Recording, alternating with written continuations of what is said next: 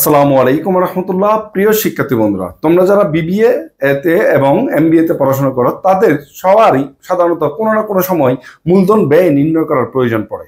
এই মূলধন ব্যয় নির্ণয়ের জন্য দুইটা জিনিস আমাদের মূলধনের সোর্স, একটা হচ্ছে ইকুইটি আর একটা হচ্ছে রিটেন আর্নিংস, অর্থাৎ সংরক্ষিত মুনাফা, আর একটা হচ্ছে আমাদের ইকুইটি মূলধন বা মালিকের যে মূলধন সেটা। এই কস্ট অফ ইকুইটি এবং কস্ট অফ রিটেন আর্নিংস কেই এবং কে আর দুইটা কিন্তু একই সূত্র ইউজ করে আমরা বের করে থাকি, সিমিলার একটা জিনিস। তখন কিছু কিছু জায়গায় পার্থক্য আছে, এই জন্য কি হয়, তোমাদের কনফিউশন হয়। আজকের ক্লাসে মূলত আমি তোমাদের কনফিউশনটা দূর করে দিব। এই ক্লাসটি মনোযোগ দিয়ে যদি তোমরা দেখো, আশা করি তোমাদের এই বিষয়গুলো নিয়ে আর কোনো কনফিউশন থাকবে না। আমাদের ক্লাসটি যদি তোমাদের কোনো উপকার করে থাকে, অবশ্যই তোমাদের বন্ধুদের সাথে এই ক্লাসটি শেয়ার করবা এবং আমাদেরকে কমেন্ট বক্সে জানাবা ক্লাসটি তোমার কেমন লাগলো। তোমাদের উৎসাহ পেলে আমরা ভবিষ্যতে আরো নতুন নতুন বিষয় নিয়ে এই ধরনের ক্লাস বানাবো ইনশাআল্লাহ। তো চলো আমরা প্রথমে কি কস্ট অফ ইকুইটি এবং কস্ট অফ রিটেন আর্নিংস নিয়ে আলোচনা করে আসি। কস্ট অফ ইকুইটিতে আমরা প্রথমে দেখি কস্ট অফ ইকুইটি অর্থাৎ সাধারণ শেয়ার মূলধনের ব্যয়, আর কস্ট অফ রিটেন আর্নিংস হচ্ছে আমরা যদি আমাদের উদ্বৃত্ত ফান্ড আবার পুনরায় বিনিয়োগ করি সেটার জন্য যে অপরচুনিটি কস্ট হয় সেটাই মূলত কস্ট অফ রিটেন আর্নিংস। তো কস্ট অফ ইকুইটি আর কস্ট অফ রিটেন আর্নিংস কিন্তু সিমিলার, প্রায় সিমিলার, শুধু কিছু জায়গায় পার্থক্য আছে। সেটা কি আমি তোমাদেরকে দেখাবো। আমরা জানি কে এর সূত্র হচ্ছে, কস্ট অফ ইকুইটি সূত্র হচ্ছে D0 divided by P0 minus FC into 100। এখানে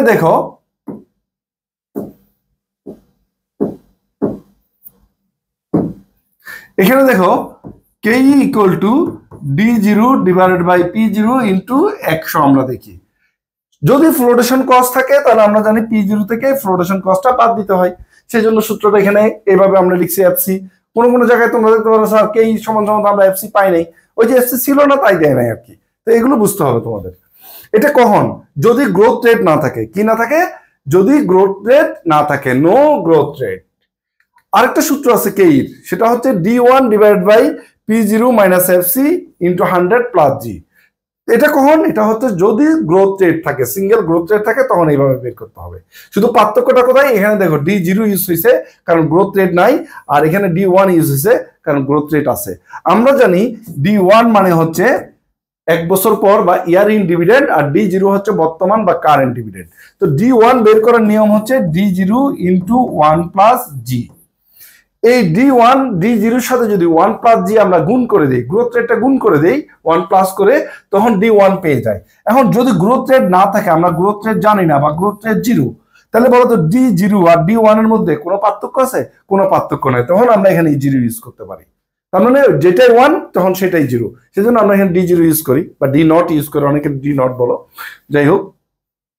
আর ফ্লোটেশন কস্ট থাকলে তো আমরা বাদ দিব, আর এখানে গ্রোথ রেটটা যোগ করতে হবে, কারণ আমি যে আমার উদ্বৃত্ত মূলধনগুলো আবার যে পুনরায় বিনিয়োগ করব সেখান থেকে আমার কিন্তু আবার কি ইনকামটা আরো বাড়বে, ঠিক আছে? তখন ওই গ্রোথ রেটটা এখানে যোগ করে আমাদেরকে কস্টটাকে বাড়ায় নিতে হবে। তো এই হচ্ছে আমাদের মূলত কস্ট অফ ইকুইটির দুইটা সূত্র। আমরা সাধারণত এই দুইটা সূত্র দিয়ে কস্ট অফ ইকুইটি বের করে থাকি, কিন্তু কস্ট অফ রিটেন আর্নিংসে গিয়ে আমাদের কিছু পার্থক্য হয়ে যায়। সে পার্থক্যটা কি দেখো।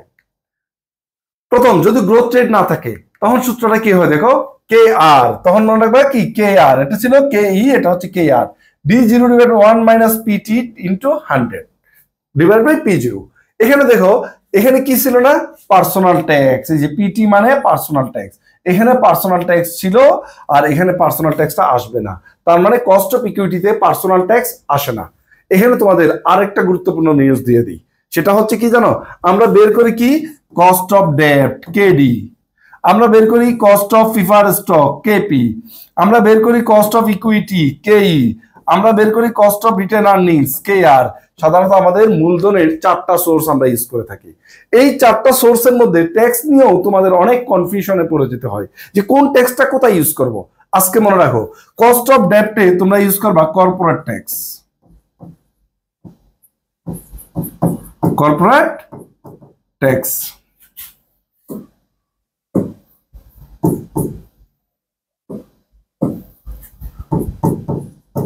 যেটা কর্পোরেট ট্যাক্স। এখন কোশ্চেনে বলা নাই কর্পোরেট ট্যাক্স, তোমাকে বলতে পারে marginal tax rate, tax rate. শুধু ট্যাক্স রেট থাকলে বুঝতে হবে এটা কর্পোরেট ট্যাক্স রেট, এটা শুধু কেডি নির্ণয়ের সময় কাজে লাগবে, ঠিক আছে? আর কেপি নির্ণয়ের সময় আসবে ডিভিডেন্ড ট্যাক্স। মনে রাখবা কেপি নির্ণয়ের সময় আসবে ডিভিডেন্ড ট্যাক্স, শুধু ডিভিডেন্ড ট্যাক্স থাকলে সেটা কেপি নির্ণয়ের সময় কাজ হবে, সেটা আমরা কেপির আলোচনায় তোমাদেরকে বুঝাই দেওয়া হয়েছে। আর কে আর এ কোনো ট্যাক্স আসবে না, মনে রাখবা কে আর নির্ণয়ের সময় কোনো ট্যাক্স আসে না, কে আর নির্ণয়ের সময় কোনো ট্যাক্স আসে না। আর সরি কে ই নির্ণয়ের সময়, কে আর নির্ণয়ের সময় পার্সোনাল ট্যাক্স আসবে, পার্সোনাল ট্যাক্স, কে আর নির্ণয়ের সময় পার্সোনাল ট্যাক্স আসবে। তাহলে এটা তোমরা নোট করে নিতে পারো যে কেডির সময় কর্পোরেট ট্যাক্স, কেপির সময় ডিভিডেন্ড ট্যাক্স, আর কে আর এর সময় পার্সোনাল ট্যাক্স, কেই সময় কোনো ট্যাক্স আসবে না। সেজন্য যখন একই জিনিস, একই রুলস, একই নিয়ম, একই অঙ্কে যখন তোমাকে কেই বের করতে বলবে, তুমি এখানে পার্সোনাল ট্যাক্স দিবা না, কিন্তু এখানে কে আর এর সময় পার্সোনাল ট্যাক্স দিবা, কেই সময় পার্সোনাল ট্যাক্স দিবা না, কে আর এর সময় পার্সোনাল ট্যাক্স দিবা। আর কিন্তু এখানে ফ্লোটেশন কস্ট দিছো, এখানে ফ্লোটেশন কস্টটা দেবা না, ভালো করে বুঝো। তাহলে কেই এবং কে আর এর পার্থক্য কি? কেইতে ফ্লোটেশন কস্ট আছে, কে আর এ ফ্লোটেশন কস্ট আসে না। কেইতে পার্সোনাল ট্যাক্স আসে না, কে আর এ পার্সোনাল ট্যাক্স আসে। তার মানে বোঝা যাচ্ছে পার্সোনাল ট্যাক্স এবং ফ্লোটেশন কস্ট এই দুইটা যদি থাকে তখন আমাদের একটু ঝামেলায় পড়তে হবে।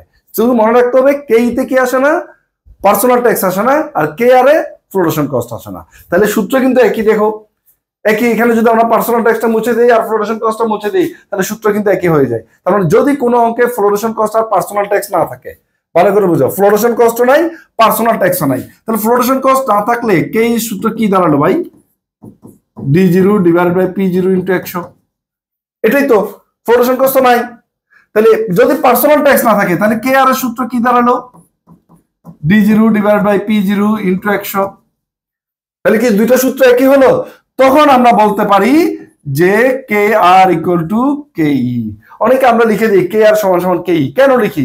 কারণ হচ্ছে এই যে দুইটা সূত্র একই হয়ে গেল, পার্সোনাল ট্যাক্সও নাই ফ্লোটেশন কস্টও নাই, তখন আমরা এটা ইউজ করতে পারবো, আদারওয়াইজ এটা ইউজ করা যাবে না। এটা ভালো করে মনে রাখো।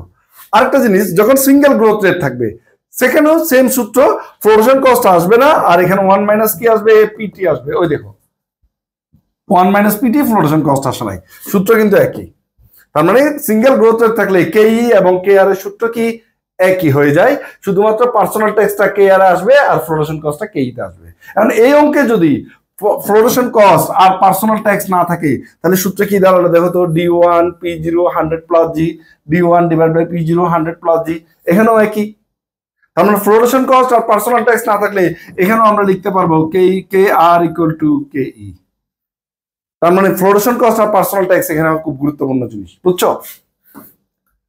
যদি ধরো ফ্লোটেশন কস্ট আছে পার্সোনাল ট্যাক্স নাই, ফ্লোটেশন কস্ট আছে পার্সোনাল ট্যাক্স নাই, তখন তুমি কি করবা? ফ্লোটেশন কস্ট দিয়ে কে বের করবা, ফ্লোটেশন কস্ট ছাড়া কে আর বের করবা, পার্সোনাল ট্যাক্স দিবা না, সমস্যা কি? তখন কিন্তু সূত্র পার্থক্য হয়ে যাবে, ঠিক আছে? কিন্তু যদি ফ্লোটেশন কস্ট আর পার্সোনাল ট্যাক্স এই দুইটার কোনো উপাদান না থাকে তখন কে এবং কে আর একই হবে। এরপর আমরা দেখি নো ফ্লোটেশন কস্ট আর no personal tax, flotation cost নাই পার্সোনাল ট্যাক্সও নাই, তাহলে কে আর সমান সমান কে। একটু আগে তোমাদের প্রমাণ করে দিলাম কে আর সমান সমান কে কখন হয়, ফ্লোটেশন কস্ট এবং পার্সোনাল ট্যাক্স না থাকলে এটা হবে। তারপর দেখো হয় নো ফ্লোটেশন কস্ট বা পার্সোনাল ট্যাক্স থাকে, ফ্লোটেশন কস্ট নাই, অর্থাৎ তুমি কে বের করছো যে সূত্র দিয়ে, পার্সোনাল ট্যাক্সও একই সূত্র, কে আরও সেম সূত্র দিয়ে বের করলাম। ফ্লোটেশন কস্ট যেহেতু নাই কিন্তু পার্সোনাল ট্যাক্স আছে, তখন তুমি কে থেকে পার্সোনাল ট্যাক্সটা বাদ দিয়ে দিলেই হয়ে যাবে।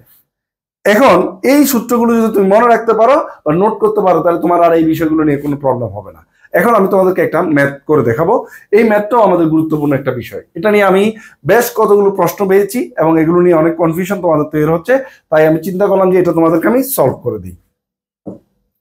Market price of the equity share delta company is 150, market price হচ্ছে ডেল্টা কোম্পানির 150, এটা কি? এটা হচ্ছে P0, মার্কেট প্রাইস কি? শেয়ারটা P0, and the flotation cost of the company 5%, তাহলে এই 5% হচ্ছে কি?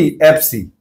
Company pays dividend per share টাকা 15, পেজ মানে এখন দিচ্ছে বর্তমান, আর বর্তমান মানে D0 বা D0 15, আর ভবিষ্যৎ যদি বলতো এন্ড অফ দ্য ইয়ার যদি বলতো এক্সপেক্টেড ডিভিডেন্ড যদি বলতো তখন আমাদের D1 হতো। এটা the rate of dividend expected to be 6%, the rate of ডিভিডেন্ডটা বাড়বে কত পার্সেন্ট? 6%, এটা হচ্ছে গ্রোথ রেট জি।